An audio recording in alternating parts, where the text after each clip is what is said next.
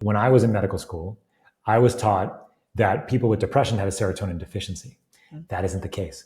But interestingly, there's actually some very compelling evidence that GABA deficiency is much more associated with depression than serotonin deficiency is.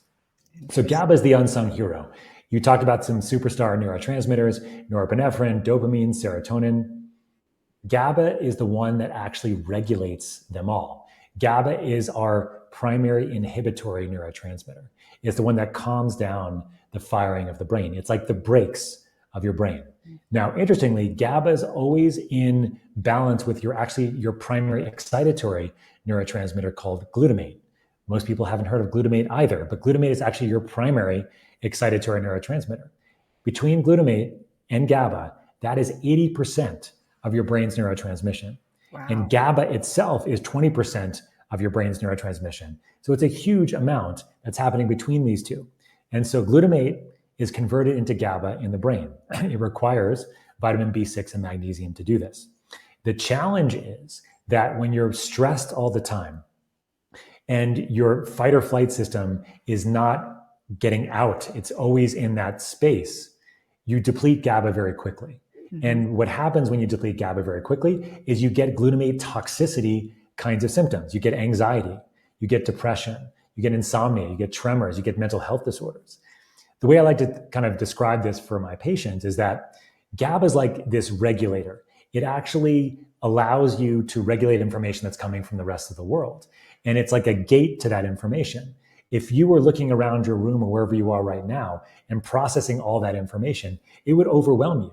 The color of the wall, the color of the paintings, the smell, the sound, the light. Our body's processing this, but we're not consciously doing it all. GABA is a gate to all that. It works as called an interneuron. It's a neuron that stays in between other neurons to help regulate the firing. And so on average, we have about 70,000 thoughts per day. 70,000 thoughts, okay? If your GABA system is dysregulated, that can go up to about 120,000 thoughts or more. So this is what happens with anxiety. This is what happens with depression. It's not like these are different thoughts, singular different thoughts, every one of those 120,000. It could be the same thought over and over again.